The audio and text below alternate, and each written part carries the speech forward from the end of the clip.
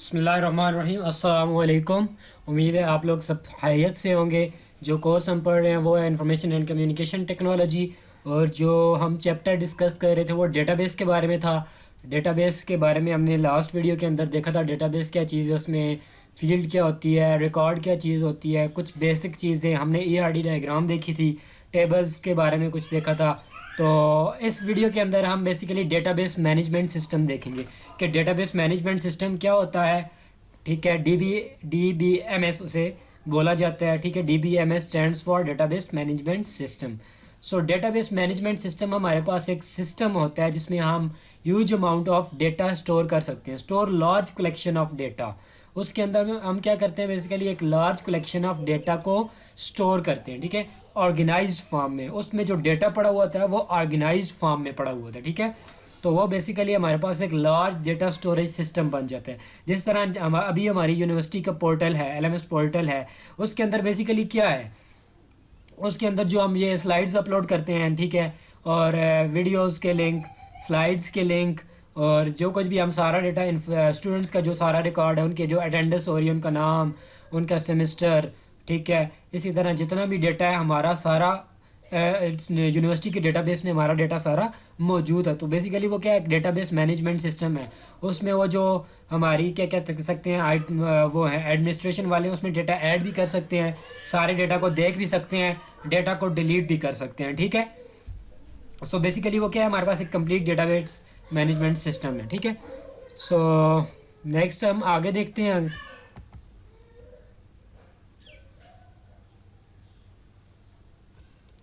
Database management system में कुछ ऐसे प्रोग्राम्स होते हैं दैट कंट्रोल द डेटाबेस। वो उसको पूरे डेटाबेस को क्या कर रहे होते हैं, कंट्रोल कर रहे होते हैं। ठीक है, जो डेटाबेस मैनेजमेंट सिस्टम है वो हमें अलाउ करता है कि हम उसमें डेटा एंटर भी कर सकते हैं। लेट्स से कि कोई नए स्टूडेंट्स आया, नया बैच आया, तो उस सारे बैच के क्या करेंगे, हम डेटा एंटर करेंगे ना, डेटा बेसिकली हम उसका एंटर करेंगे। ठीक है, और उसमें हम डेटा एंटर भी कर सकते हैं। और क्यूरिंग डेटा से क्या मुराद है, मतलब हम डेटा को फेच भी कर सकते हैं, कुछ क्यूरी लिख के। क्यूरी मैं आगे आपको इसकी एग्जांपल बताऊंगा SQL के अंदर कि क्यूरी क्या चीज़ होती है, कैसे लिखी जाती है। ठीक है, उसका सिंटैक्स क्या होता है। ठीक है, उसके बाद आप प्रिंट भी कर सकते हैं, रिपोर्ट्स को प्रिंट भी कर सकते हैं आप। ठीक है, सो बेसिकली डेटा को एंटर करने की भी फैसिलिटी डेटाबेस मैनेजमेंट सिस्टम आपको प्रोवाइड करेगा। अगर आपने उसमें से कोई डेटा सर्च करके फेच करना है वो भी प्रोवाइड करेगा।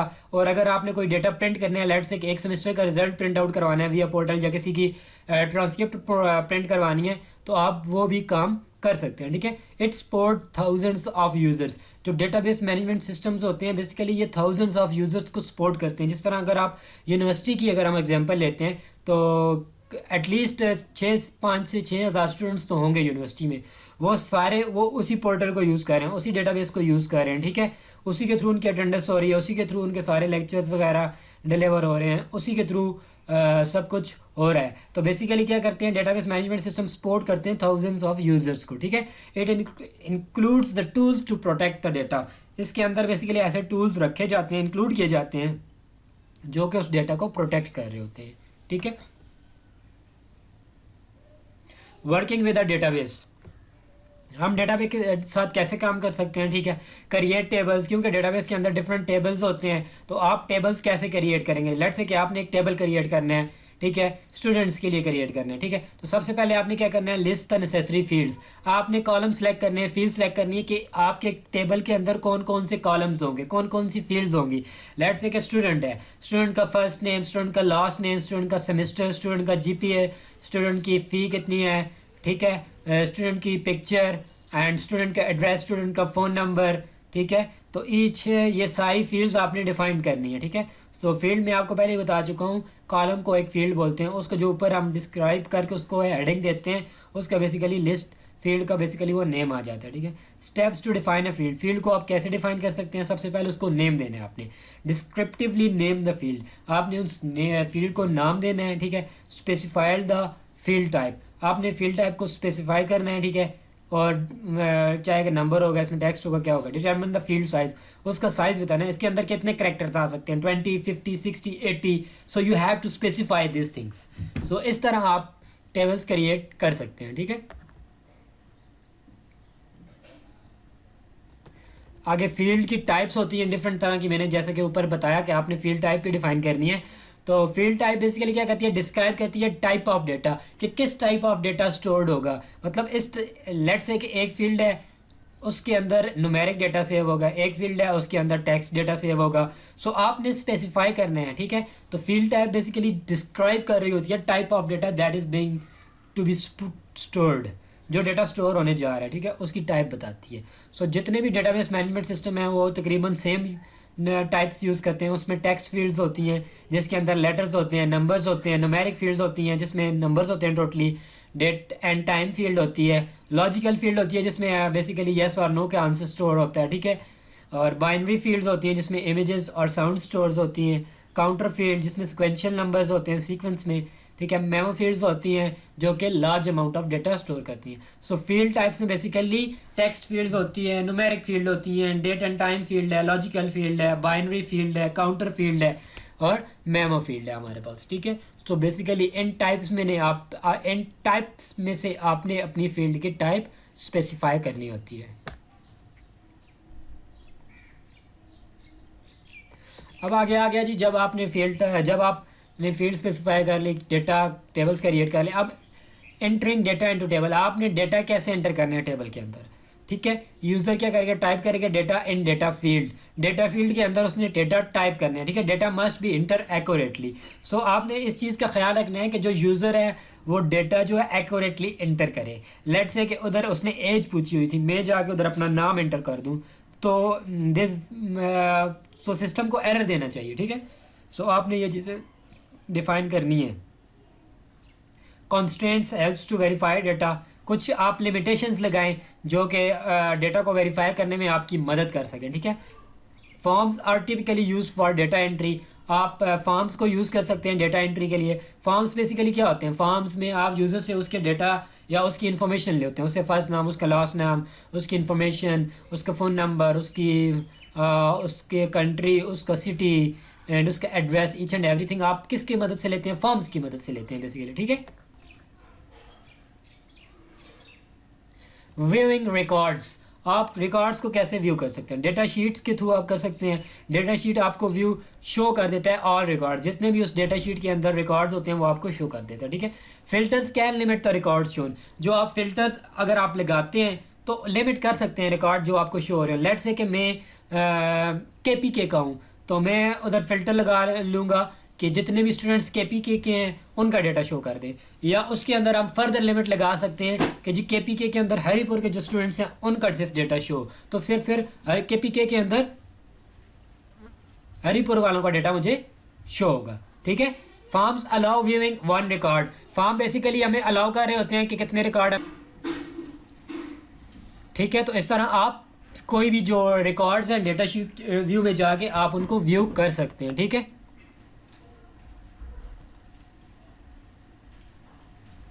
जो लास्ट पॉइंट लिखा हुआ था forms allow viewing one record, वो सिर्फ वन रिकॉर्ड ही आपको अलाउ करेंगे जो आपको व्यू हो सके, शो होगा, ठीक है।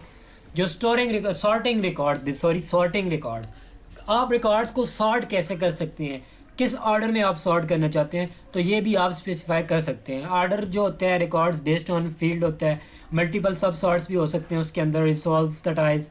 लेट से कि आप चाहते हैं कि जी अल्फ़ाबेटिकली रिकॉर्ड्स आपके पास सॉर्ट हो के आए, लेट से कि जिनका नाम ए से पहले पड़ता है वो पहले ऊपर आए, फिर B वाले, फिर C वाले, देन D वाले। या आप चाहते हैं न्यूमेरिकली सॉर्ट हो के आए, जो नंबर 1 है, नंबर 2 है, नंबर 3 इस तरह आए, या क्रोनोलॉजिकल ऑर्डर में आए, या असेंडिंग ऑर्डर में आए, या डिसेंडिंग ऑर्डर में आए। So you have to specify the sorting order, आप किस ऑर्डर में सॉर्ट करना चाहते हैं रिकॉर्ड्स को। सो ये भी आपने अपने डेटाबेस के अंदर डिफाइन करना है, स्पेसिफाई करना है आपने, ठीक है। नेक्स्ट है हमारे पास क्यूरिंग अ डेटाबेस में आप कोई रिकॉर्ड कैसे सर्च करके फेच कर सकते हैं, क्यूरी आप कैसे डाल सकते हैं। क्यूरी बेसिकली क्या होती है, एक स्टेटमेंट होती है जो कि डिस्क्राइब कर रही होती है आपके डिज़ायर्ड डेटा को, ठीक है। ये आगे एग्जांपल आएगी, आपको बेटर अंडरस्टैंड हो जाएगा, इस चीज़ का अंदाज़ा भी हो जाएगा आपको। बेसिकली ये हमारे पास एक लिस्ट ऑफ फील्ड्स होती है, ठीक है, और हम जो चीज़ डेटाबेस के अंदर से फेच करके जो इन्फॉर्मेशन निकालना चाहते हैं ये हम क्यूरी की मदद से वो चीज़ निकालेंगे, ठीक है। List of fields can be modified, जो फील्ड्स हैं लिस्ट ऑफ फील्ड्स उनको हम मॉडिफाई कर सकते हैं, ठीक है। क्यूरी के यूजेस क्या, हम क्यूरी क्यों यूज़ करते हैं, डेटा को फाइंड करने के लिए यूज़ करते हैं, कोई वैल्यू कैलकुलेट करने के लिए यूज़ करते हैं कि एक रिकॉर्ड में कितनी वैल्यूज़ आई हैं, या डिलीट रिकॉर्ड को डिलीट करने के लिए बेसिकली हम क्यूरी को यूज़ कर रहे होते हैं। ठीक है, ये most important database management skills हैं, क्यूरी करना। डेटाबेस में जो क्यूरी होती है ये with the help of query languages होती है, वो आगे आएंगी। एसक्यूएल भी है और भी है, स्ट्रक्चर क्यूरी लैंग्वेज और भी है, हम देखेंगे विद एग्जांपल। ठीक है, क्वेरी लैंग्वेजेस कौन कौन सी हैं? जितनी भी डेटाबेस मैनेजमेंट सिस्टम है वो यूज़ करते हैं query language in order to modify the database, in order to find the data records, in order to आप क्या कह सकते हैं फैच द रिकॉर्ड्स। ठीक है, so different query languages use करते हैं डिफरेंट डेटाबेस मैनेजमेंट सिस्टम। सबसे जो बेसिक है हमारे पास स्ट्रक्चर क्वेरी लैंग्वेज है। ठीक है, ये most commonly used query language है। एसक्यूएल हम उसको बोलते हैं, स्ट्रक्चर क्वेरी लैंग्वेज। और एक और है हमारे पास एक्स बेस है, ये query language for database management systems है। ठीक है, डी बेस सिस्टम्स है। ठीक है, और हमारे पास एक है क्यूरी बाय एग्जांपल, QBE, ये भी यूज्ड होती है, क्यूरी लैंग्वेज है। ये इंटरफेस टू एसक्यूएल और एक्स बेस है, इंटरेक्टिव क्यूरी डिज़ाइन के लिए यूज होती है। ठीक है, सो नेक्स्ट हम देखते हैं इसकी एग्जांपल। क्यूरी की एग्जांपल आ गई। अब हमारे पास देखें जो एसक्यूएल है, स्ट्रक्चर क्यूरी लैंग्वेज है, इसमें हम क्यूरी कैसे लिखते हैं? ये हमारे पास एक बेसिक क्यूरी लिखी हुई है। ठीक है, select first name, last name, phone from table phone numbers where the last name is equal to not run. ठीक है, ये बेसिकली क्या करेगा? सिलेक्ट करेगा फर्स्ट नेम, लास्ट नेम और फ़ोन नंबर। कहाँ से सिलेक्ट करेगा? फ्रॉम टेबल, कौन से टेबल से? जिसका नाम है फ़ोन नंबर, फ़ोन नंबर के टेबल से। जबकि उस बंदे का लास्ट नेम क्या है? नॉट्रॉन। सो हमने उसको ये इन्फॉर्मेशन दे दी है, ये क्वेरी लिखी है, तो ये उस बंदे का रिकॉर्ड फैच करके हमें निकाल के देगा। इसी तरह आगे हमारे पास दूसरी एक लैंग्वेज है एक्स बेस। इसमें कैसे करेगा? Use table phone number, table phone number को यूज़ करे, लिस्ट, कौन सी लिस्ट में? फर्स्ट नेम, लास्ट नेम और फ़ोन नंबर उसमें है फॉर लास्ट नेम, जिसका लास्ट नेम नॉट रन है। तो इस तरह डिफरेंट क्यूरी लैंग्वेजेस के अंदर डिफरेंट उनके साइंटेक्स हैं, डिफरेंट उनकी स्टाइल्स हैं क्यूरी लिखने के। तो इस तरह आप डेटा को आप फेच कर सकते हैं, फाइंड कर सकते हैं सिलेक्ट करके। ठीक है, नेक्स्ट है हमारे पास जनरेटिंग द रिपोर्ट।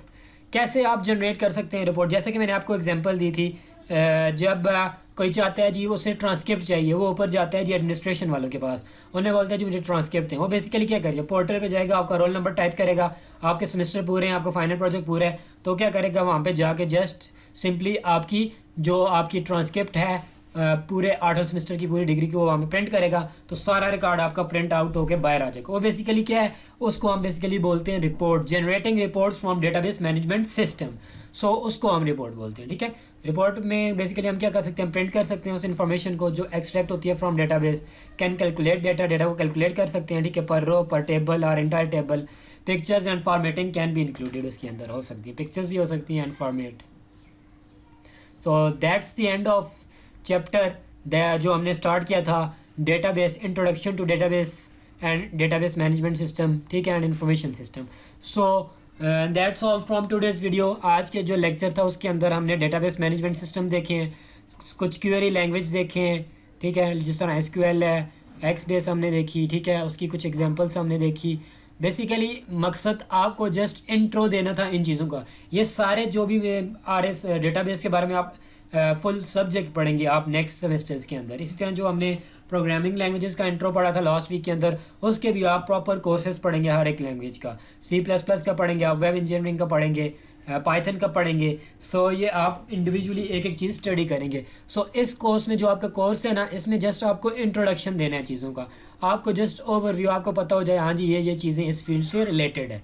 ठीक है, थैंक्स फॉर वॉचिंग, खुदा हाफिज़।